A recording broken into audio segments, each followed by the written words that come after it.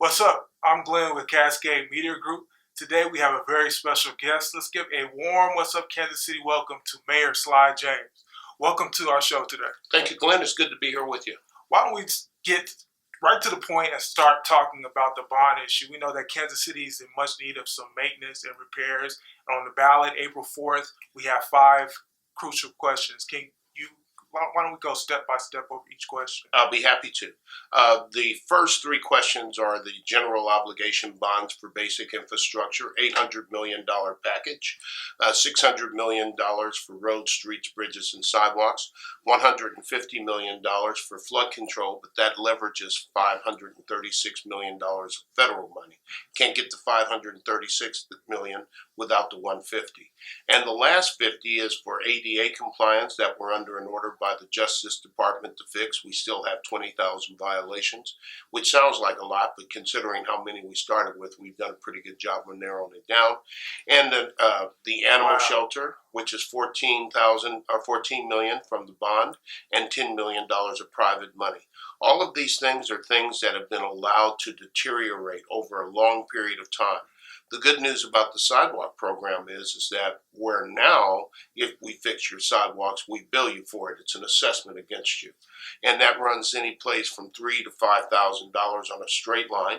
But if you're on a corner lot, it could go as high as $10,000. We're going to do the sidewalks without assessments. We're going to repair sidewalks with no assessments to the homeowners, which then means that the value of that property improvement accrues to the homeowner, so their properties get more valuable. What about the 1/8 cent sales tax? Could the first 3 issues pass and the 4th one pass as well to have, improvements in our inner city repairs? The 1/8 cent sales tax is by an initiative petition, and frankly, it's not an initiative petition that we started. We don't know much about what it would be used for. There's absolutely no description of the projects to which it would go. It's kind of a broad statement that it would be used for economic development. It would generate about $8 million, and in economic development terms, $8 million a year isn't a huge amount of money. The problem is that in our experience, when you tell people that you're going to raise taxes citywide, every part of the city wants to know what's in it for them. And I'm not sure that that's been adequately explained to people at this stage. And there's still time. Maybe they can get out and explain it. Mayor, excuse me, I said repairs, and you did correct me. It is indeed economic development. Well, can you tell me, some critics have in terms of criticism about the bond issue, that the $8 a year for property tax, that it's not accurate, and what is it for them? Can you tell us how will this benefit everybody in the city? Well, frankly, the $8 is an average based on the average sale price of a house in Kansas City. You know, we had to pick a number, and we picked the number that is renowned as being the average house is $140,000, the average car $15,000 for tax assessment purposes. If you take those numbers yield about an $8 per year assessment increase on your property tax. That's just the way those numbers work out. Now, every year it's an $8 more. It goes up $8 more for 20 years. At the end of that, you should give $160 more on your property tax. If your house is worth $100,000, you're paying less. If your house is worth $1 million, you're paying more. Commercial properties are billed at a different rate. It's like $81 per an assessed $1 million. So they're paying a lot more of a higher rate on property tax additions for the GO bond than homeowners would be. Say I go out and I vote for this within the 18th and Vine Jazz District area, how will I benefit from this, and how will it not be a struggle for me? Well, I don't know why it would be a struggle for you. There's a lot of things, we have to get past this idea that everything that happens has to happen in my front yard. This is a city.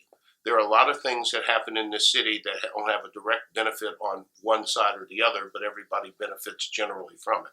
I don't know why it's a struggle, because I don't know your financial circumstances, but clearly some people are going to find it more difficult than others. The bottom line is that we still have to do what we have to do. Here's the baseline. I don't care how you slice it or dice it, the roads and the streets and the bridges have to be fixed. If you don't fix them, they'll simply crumble. 51% of our roads and streets are at fair or poor condition. 51%. To fix just that 51% today is $735 million. We don't have $735 million. If we wait 10 years to fix that same block of 51%, it's $1.2 billion. This ain't going to get any cheaper. It's not going to get any easier. This is the best way to do it. It's a long, slow approach over 20 years, which is as long as we could do it. It's the lowest amount of money that we could do it for. People in the citizen satisfaction surveys for the last 5 years, it said roads, streets, bridges, sidewalks are the #1 priority to be fixed. So what we're doing is saying we're willing to do that. Here's the price tag, and here's what it's going to cost. So if people want to say those are the priorities, and we tell them what the price is, then it's up to them. It's either a priority that you're willing to pay for or it's not. But one thing I can guarantee you, eventually you'll pay for it. And it will be on an emergency basis down the road when things start crumbling and people start getting hurt, or we can do it now in an organized, structured pattern. I prefer doing it in an organized, structured pattern. The roads and the streets, the bridges, the sidewalks, the ADA compliance, the flood control, these are not fancy things. They're all necessary. And there's a different problem in different parts of the city. Some people have sidewalk problems. Some people have street problems. Some people have their basements flooded out repeatedly. We've lost businesses to having their basements flooded out. We have an ADA order from the Department of Justice that we have to comply with by 2018, or we get fined $10,000 a day and all federal money is cut off. That's all federal money for CBDG and every other program that we have that receives federal money. This is not sexy. It's not going to be something that people are going to walk down and take their friends to go see. But it's like the foundation of your house. If the foundation of your house crumbles, your house is all of a sudden in seriously bad shape. It's just that simple. Thank you for sharing with us, Mayor James. We do encourage our viewers to go out. You'll have the ballot in your hand on April 4th. Make an educated decision and vote. Mayor James, we know that on March 28th, you have the State of the Kansas City address coming up. Yes. Can you tell us a little bit about, maybe give us a couple of the highlights, sneak preview? Well, I'm going to talk a little bit about the momentum and the things that we've gotten done in the past and what that means for our future.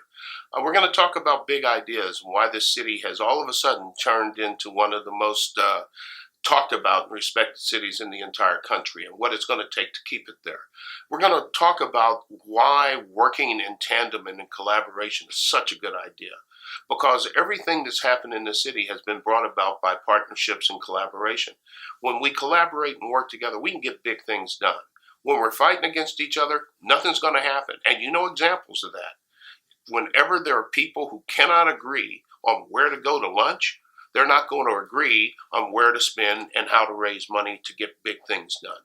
Collaboration is absolutely essential, and it's something that we still have a lot of room to grow in, but it's absolutely essential to building the city. We've done some good things. We've got some challenges ahead of us, but we're going to continue to work until I'm out of office, and then somebody else can take it over for a while. Now, when you were elected, you talked about the 4 E's: efficiency, employment, education, enforcement. Specifically with 2 of those, employment, in terms of the minimum wage ordinance that recently the city council passed. You presented an alternative. I did. Are you not happy with the outcome that the city council? It's a symbolic gesture. Mm-hmm. It's not going to result in a minimum wage increase. Mm-hmm. So I don't believe in doing anything, and I think Councilman Lucas stood up with a resolution for bottled water that was being presented and said he didn't believe in useless legislation. This legislation is good politics. It's good theater. It's not going to put an extra dime in anybody's pocket. And the reason is that the state of Missouri and the legislature down there is radically right Republican. They are not going to let this happen. They've already drafted, they've already passed through the House legislation that will wipe this off the books, both here and in St. Louis. So if we're really serious about doing the minimum wage, let's do the work that needs to get done in order to get it there, which is to get it on a statewide initiative petition and let everybody in the state vote. That's a lot harder for the legislature to tinker with. But they're never, ever going to let us do anything with the minimum wage. They've said it. You have to spend time in Jefferson City to understand the atmosphere there. There are legislators who say, if it helps Kansas City, I'm against it, without even having any idea what they're talking about. One of the first things that happened when we passed that ordinance was couple of legislators talked about trying to find a way to get rid of the earnings tax, which would cripple this city. Symbolic gestures, although they make people feel good and everybody rah-rahs, at the end of the day, if they don't do anything, what good is it? So I'm more in favor of getting something done than I am in acting like I'm getting something done. And it's not popular necessarily, but the bottom line is there are people involved in the minimum wage fight who agree exactly with what I'm saying, and they've been working on that. Not everybody believes that an ordinance is the best way to do it, but it's good theater. It's a good way for you to stand up and wave your hands around and act like you've done something. At the end of the day, hasn't happened. There's not a single dime going into anybody's pockets as a result of that ordinance. Are we going to try again to get it on? You got to do the initiative petition. Initiative petition. Absolutely. You got to raise signatures from around the state and put it on the ballot. Hopefully that'll happen in the 2018 elections, and there will be a vote by the people of this state as to raise the minimum wage. And that takes away the main argument that the legislature has. The main argument the legislature raises is you can't do this in a city-by-city basis. We don't want one city to have one wage, another city to have another wage, and a third city to have a third wage. It's confusing, it's hard to enforce, yada, yada, yada. That's their argument. But if people vote for it on a statewide basis, that argument's gone. So what do they say now? We just don't like poor people? And they can say that, but it wouldn't be very smart. So are we going to try again? You mentioned we have to get it we have to get signatures. The efforts are already underway. There have been people meeting on this for quite some time. By the way, this is exactly the same position I had 2 years ago when we were talking about it. I haven't changed. Even they recognize that the best way to do this is on a statewide initiative petition. Trying to do this by ordinance doesn't work. The state has the ability to neutralize any ordinance that we pass. And they've already done it. If you need examples, we don't have the ability to even touch guns. Can't do a darn thing with guns. Can't regulate guns, can't regulate bullets, can't regulate who has guns, because the state preempted us from doing that. And they like preempting us from doing things because there are a bunch of folks down there who believe that only they have the answers to how this state ought to be run. Wow. Can you tell us a little bit about enforcement? I know you've been in the news recently talking about that we have to do more to drive violence out. How do we do that? That's a good question, and I wish I had the answer. If I did, I'd go to Chicago and sell it for $1 billion. I have a personal belief, that it's going to be hard to do anything about violence, particularly gun violence, when you can't control guns. That's kind of like saying that you're going to cut down auto accidents, but you have no idea of you can't put seatbelts in cars, you can't enforce speed limits, there's no governors, whatever the case may be. We have an incomplete toolkit to deal with violence. The root causes of violence have never been addressed in this country: poverty, ignorance, lack of education, lack of job opportunities. All of those things have existed for decades and decades and decades. They still exist. Those are some of the main drivers of violence. This is a 318 square mile city. 75% of all the violent acts are committed in a 34 square mile area. Okay? That's about 10% of this city accounts for 75% of the violence. If you look at the overlay of economic activity, of medium income, of joblessness and educational attainment in that same 34 square miles, you'll see all those numbers are low. There is a correlation. So on the one hand, you need to attack the issue of education. I believe is at the root of a lot of things, which is why we push third grade reading. If you look at prison population, 65% of the people in prison, particularly black males, read at the third or fourth grade level. There's a reason for that. Third grade reading proficiency is one of the things that people who build prisons look at in order to determine how many prison cells are going to have. So we had to raise, and we've been working on raising the third grade reading proficiency from 33.8% in 2011 to 55% now. With regards to violence, when everybody's got a gun and there's no restrictions on who can have it, and when you allow 19-year-olds who cannot drink legally, who aren't even supposed to be smoking legally, to have guns legally, seems to me we kind of got our priorities screwed up and backwards, okay? There are too many people who do not have good problem solving or anger management control. that if they've got a gun, if everybody's got a gun and a problem breaks out and everybody gets hot-headed, boom, somebody's dead. It takes that long to make that decision, and then people pay for it the rest of their lives on both sides of the equation. Crime, violent crime, is a ridiculous thing. It kills neighborhoods, it kills communities. And we have an increase in drive-by shootings. A couple years ago, we were down around 218, something like that. This last year, we were at 350 drive-by shootings. How do you stop drive-by shootings? How about this video of the guy who was sitting on the highway next to a car with a woman and her 3 kids, shooting a semi-automatic weapon across the hood of her car at another car half a block away on a busy street? How do you stop that? You know, there's a lot of things that are wrong in this society, and until we straighten some of them out, we're going to continue to have crime issues. But a lot of this was started by intentional acts of government to segregate people, to lock more people up, and to basically, it's one of the things that's happened is it's destroyed families, and families that don't function have a hard time producing kids who know how to function. Thank you for mentioning that it's not always based on the individual, but the government did have a role in it. Of course they did. But here's the thing about it. You can't just sit around and look at government to solve it either. This is a community problem. And when people know that somebody did something that they hate and are destroying their community, they've got to come forward and say something. We can't figure it out. Yeah, I mean, you can't prosecute somebody with no evidence and no witnesses. Okay. Now, Mayor James, I know you celebrated here after you won your election, and there's some good things going on here in the 18th and Vine Jazz District. Can we talk economic development? Do you have any? Can you give us a sneak preview, maybe some good things? You know, I'm going to refer you to Councilman Reed on that. Councilman Reed is he's much more involved in the nuts and bolts, and I don't want to say something that may contradict what he's saying because I don't have all the information there. That's something he's been involved in, and something that I'm happy to let him honcho because he's probably going to be involved in it for a long period of time as I transition out of office, etc.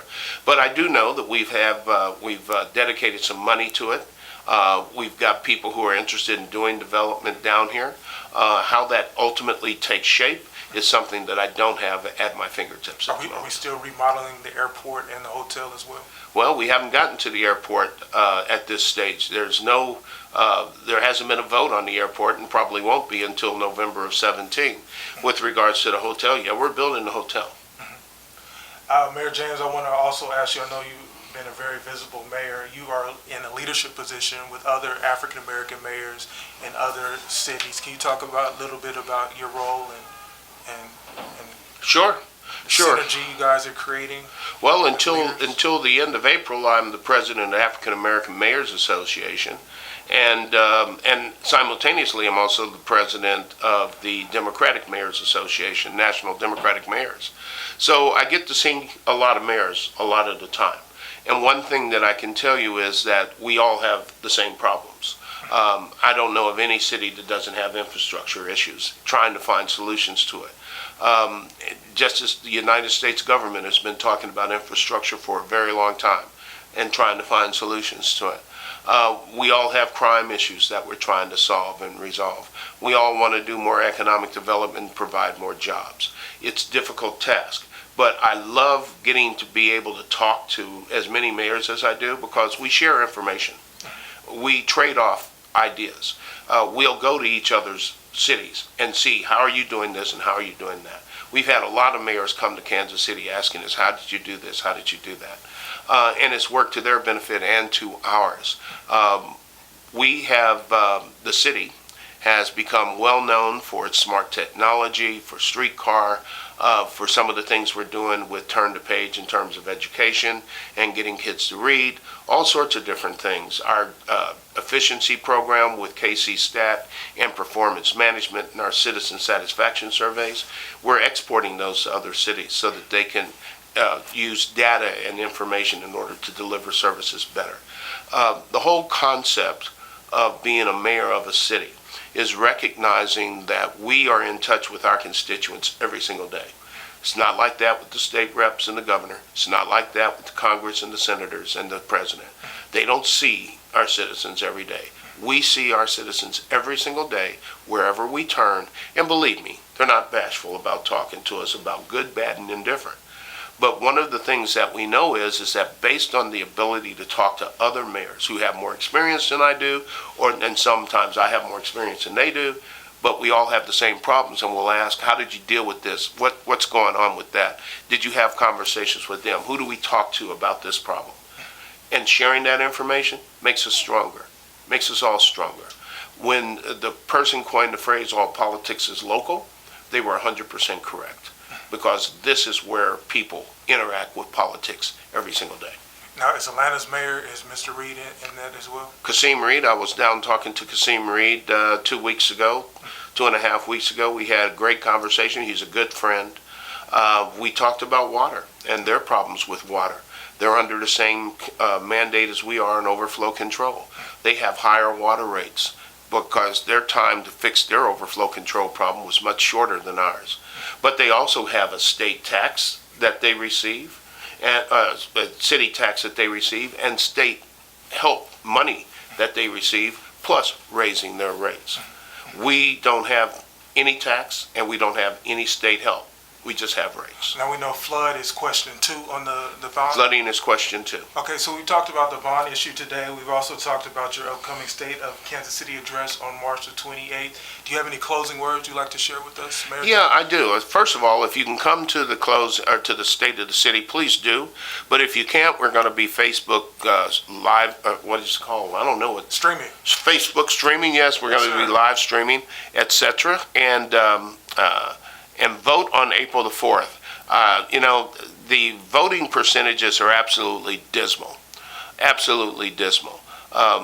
Mayor, a friend of mine, Eric Garcetti, the mayor of LA, was just reelected. The percentage of people who voted in that election was 12%. 12%. It's a shame. It's ridiculous, to be quite honest. It doesn't take that much effort to get off the couch, walk to the garage or walk to the street, get in our car, drive the 3 or 4 blocks to our voting place, because we're not going to walk there. Get out of the car, walk in, spend 10 minutes, 15 minutes to vote, get back in your car and go home or back to work. It's just not that difficult. We need people to vote and act like it means something. Those are the things that I think we're most anxious for people to do. Vote.